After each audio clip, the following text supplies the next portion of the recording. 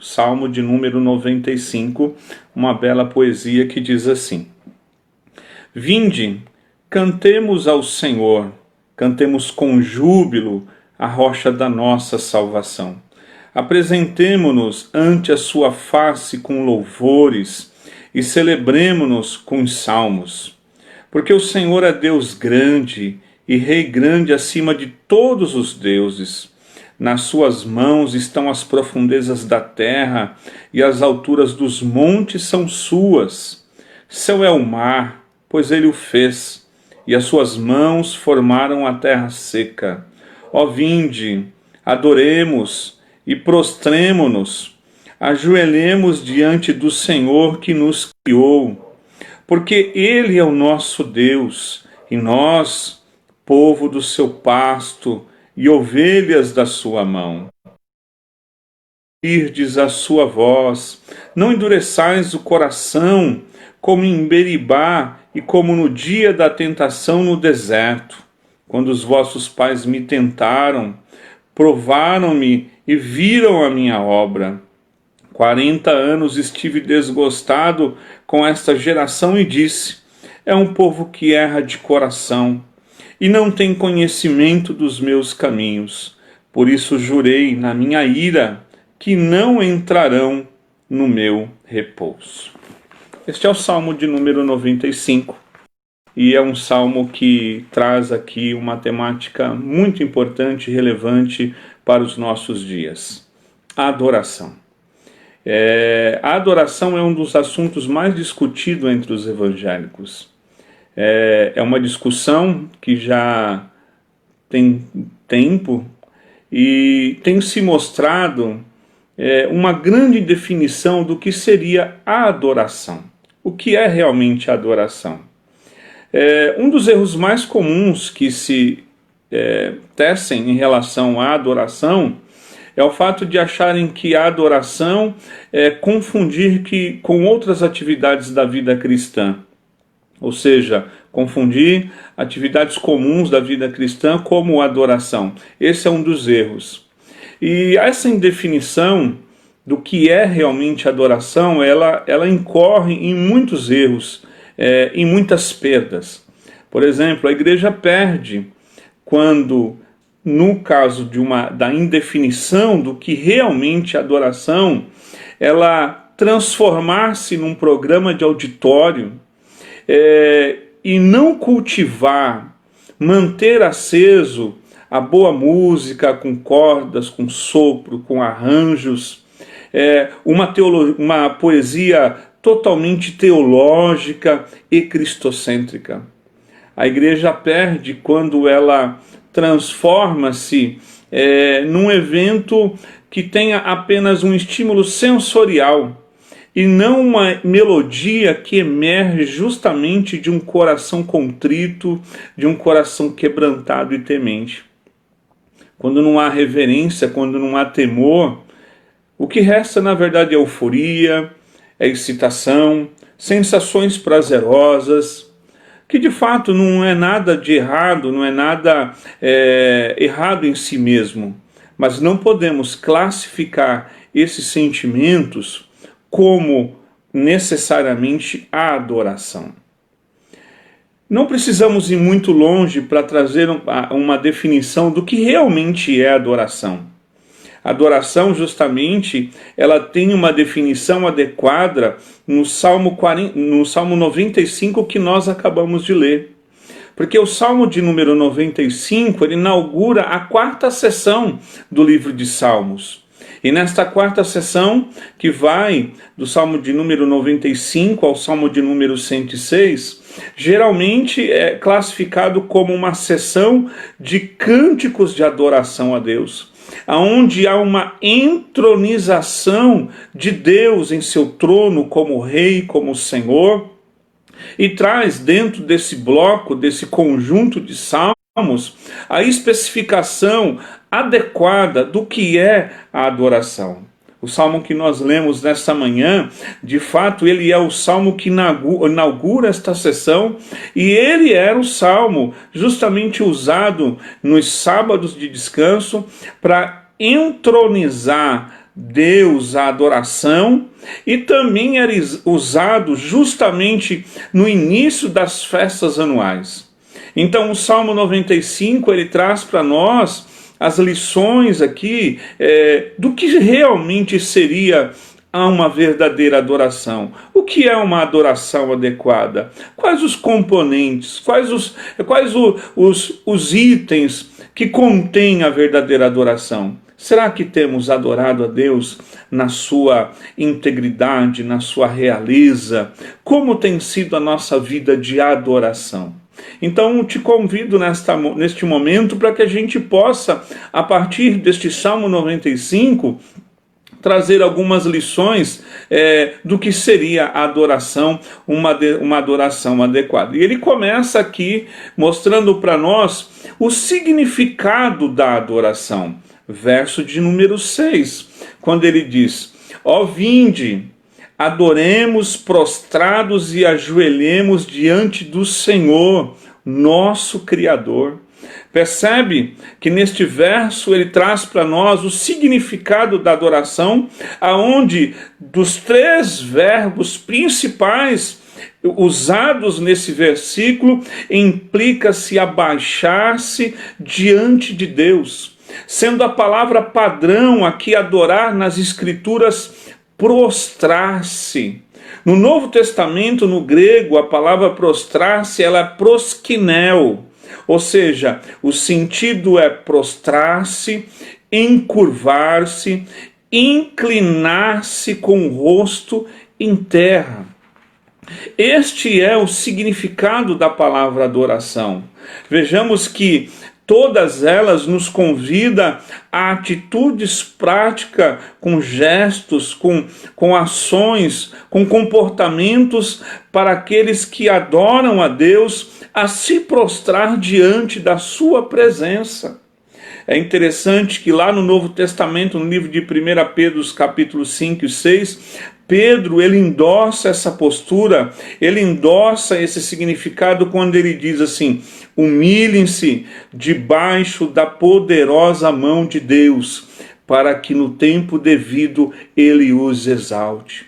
Há uma postura aqui de se prostrar. Adorar aqui é curvar-se diante de Deus. Adorar aqui é reconhecer a sua majestade, a sua realeza.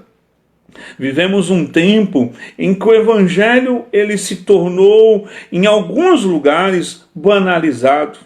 Em alguns lugares o evangelho tornou-se um commodity, um produto. E aí nós incluímos neste produto o próprio Deus, aonde Deus deixa de ser o Altíssimo, o Eterno, para ser meramente um resolvedor de problema, um produto adequado a ser vendido, a alcançar um devido público, a uma devida plateia. E isso, de certa forma, querido, tira o real significado da palavra adoração. A palavra adoração e o significado de adoração é reconhecer, é prostrar-se. Por isso não existe nenhuma audiência humana com qualquer ser que se iguale a se prostrar diante de Deus, a se apresentar diante do Senhor. Por isso que ela deve ser envolvida por um sentimento de tamanho temor e reverência, haja vista, estamos diante do grande Deus do universo, do Criador. E o que é então o significado da adoração? É prostrar-se. Aqui é um convite a uma ação proativa, a uma ação que nos coloca em conformidade com a grandeza de Deus, reconhecendo a nossa limitação e a nossa finitude e humanidade. Mas não somente isso, ele traz aqui no Salmo de número 95 os conteúdos da adoração. Se o significado da adoração é prostrar-se, ele traz aqui no Salmo 95 os conteúdos desta adoração. Quando ele diz no verso de número 1, venham, cantemos ao Senhor com alegria, aclamemos a rocha da nossa salvação. Verso de número 2: vamos à presença dele com ações de graça, gratidão, vamos aclamá-lo com cânticos. No verso de número 7: porque ele é o nosso Deus, e nós somos o povo seu, ovelhas do seu pastoreio. Temos aqui o conteúdo da adoração a Deus, que é cantar, que é celebrar, que é dar graças a Deus, dar graças ao Senhor, que é ouvir a palavra de Deus e andar nos seus caminhos. Percebe que o conteúdo da adoração, ela nos coloca em condição de ação, nos tira da condição de passividade e nos convida a aclamar ao Senhor, a aclamar a Deus, a dar graças, a cantar, a celebrar, a atitude de júbilo, de cântico, de uma esfera de contentamento, de adorar. Percebemos como um ato isolado em um tempo específico, mas a adoração como um estilo de vida, porque não está envolvido aqui apenas o aspecto religioso de um culto, mas a adoração que abrange todas as esferas da nossa vida. Adorar a Deus, ela é algo que envolve, que integra todos os aspectos da nossa vida, não apenas no ambiente religioso, não apenas um tempo exclusivo de culto, embora também seja, mas os conteúdos da adoração envolvem todos os aspectos da nossa vida. Contribuindo com este pensamento, foi por isso que Paulo, ao escrever aos livros de Colossenses, capítulo 3, do verso de número 12 ao verso número 17, ele diz assim: olha, agora que vocês estão em Cristo, se revista de uma vida nova, de um coração cheio de amor, de compaixão, de bondade, de mansidão, de paciência, de perdão, de paz, de um coração que seja ricamente habitado pela palavra de Deus. E aí ele continua no verso de número 17, quando ele diz: e tudo que vocês fizerem, fazei em nome de Jesus, dando graças a Deus Pai por ele. E não somente isso, Paulo nos convida a desenvolver numa nova vida, uma vida de adoração, a virtude da gratidão. Sejam agradecidos. O conteúdo da adoração, ela envolve não apenas uma peça e um cântico, mas envolve todas as esferas da nossa vida. Fazendo menção de um livro de Franklin Ferreira, que escreve sobre os servos de Cristo, falando sobre Johann Sebastian Bach, um músico, um compositor, um pianista, um organicista do século XVIII e XIX, que mostra a partir da sua vida o seu alvo, que mostra a partir da sua vida, uma expressão de adoração. Johann Sebastian Bach escreveu mais de 1000 obras, dentre as quais peças, dentre as quais poesias, dentre as quais concertos, músicas, louvores, um organicista, um músico, e tinha como princípio das suas obras iniciar toda a sua partitura com uma letra JJ, e terminar no final do cântico, na última expressão, a letra SDG.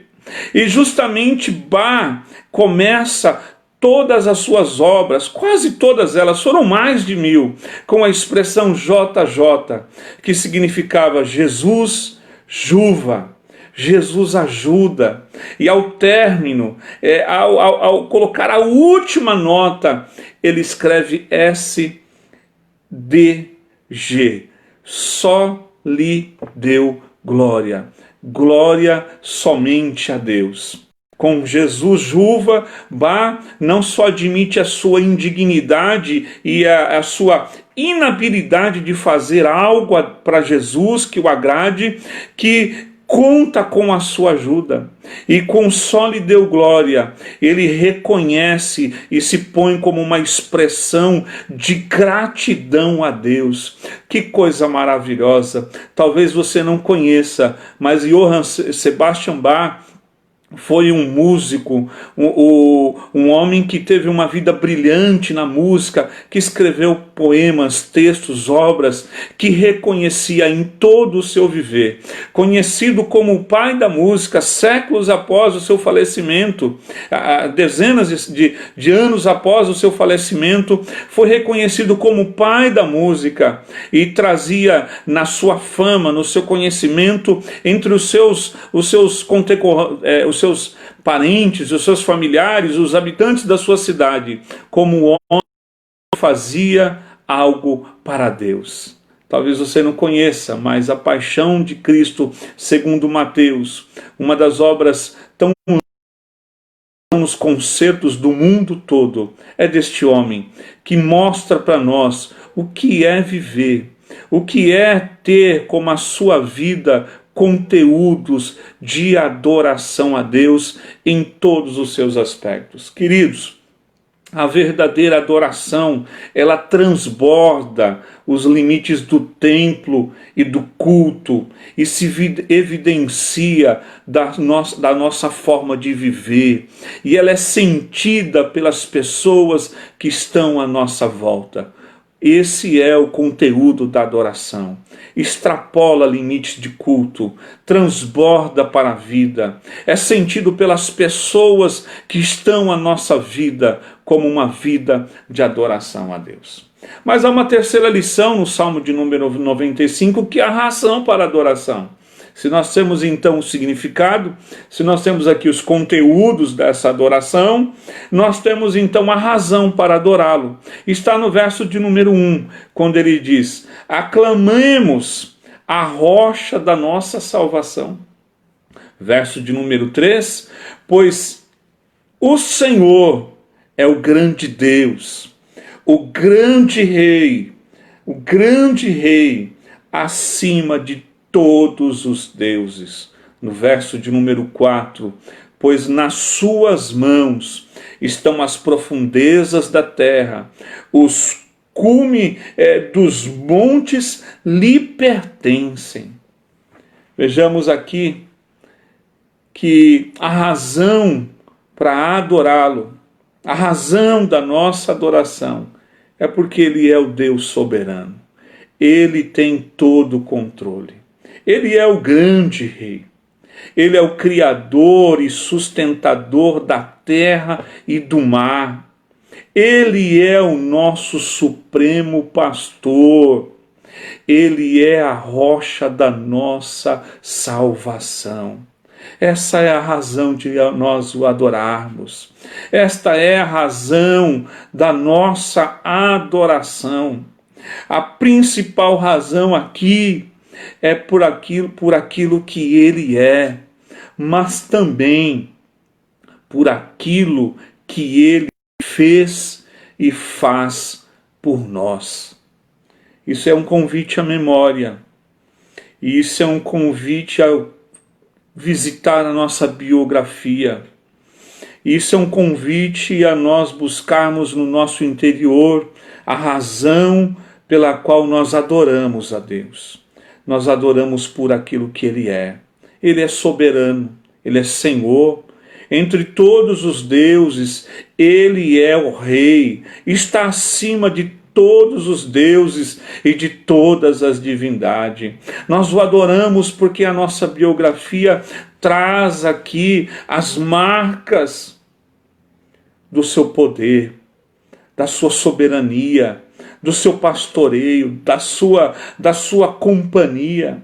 É por isso, querido, que ninguém é incapaz de conhecer a Deus. O ser humano mais simples e limitado que seja, ele não é incapaz de conhecer a Deus. Mas como nós somos capazes de esquecer os seus favores? Como nós somos capazes de esquecer os seus feitos? Como nós somos capazes de esquecer aquilo que Ele fez por nós? É por isso, querido, que a razão da nossa adoração, ela se pauta por aquilo que Deus é. E Ele é rei, Ele é soberano, mas se pauta por aquilo que Deus fez na nossa vida, por aquilo que Deus fez na nossa história.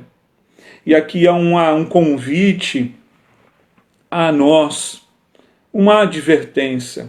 Cuidado com a prosperidade. Elas tendem a desenvolver em nós a autoconfiança, a autossuficiência, e pode roubar do nosso coração o reconhecimento e a fé em Deus. Cuidado com a prosperidade, porque ela pode roubar de nós o desejo e o reconhecimento daquilo que Deus fez por nós. Ela pode desenvolver na nossa vida a autossuficiência.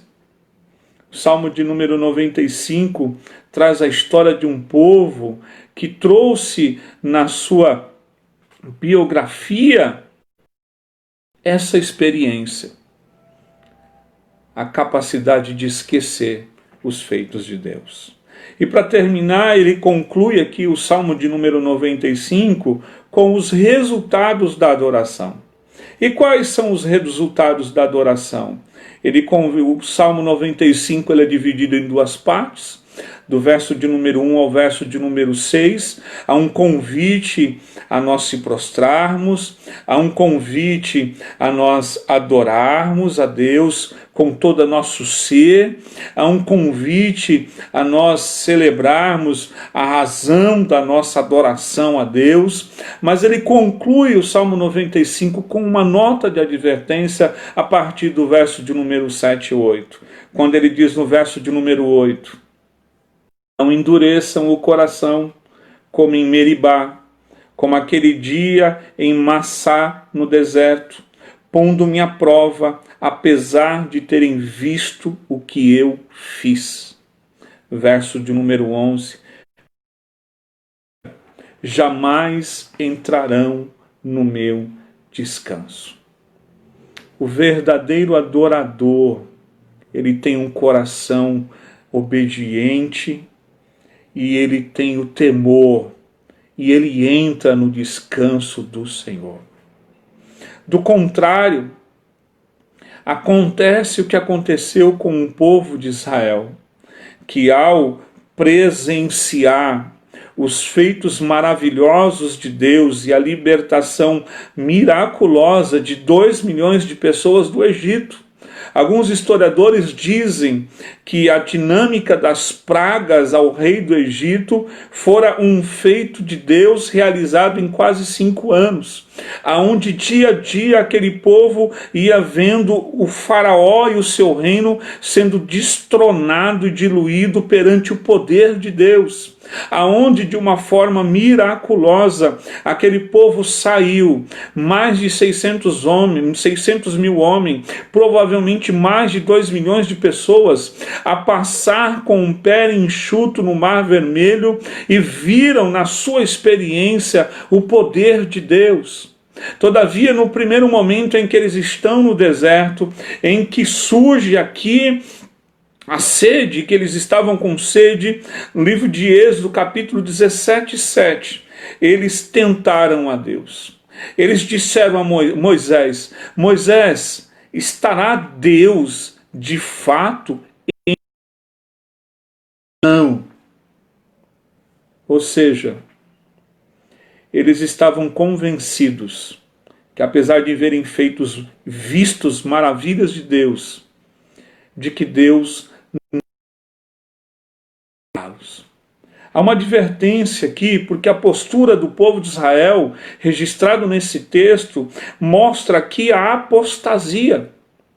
E o que é apostasia? Apostasia é distante. Isto é diferente de trocar de grupo religioso. Na verdade, é repudiar a crença anterior. É recusar a crença anteriormente e colocar-se numa postura oposta a isso.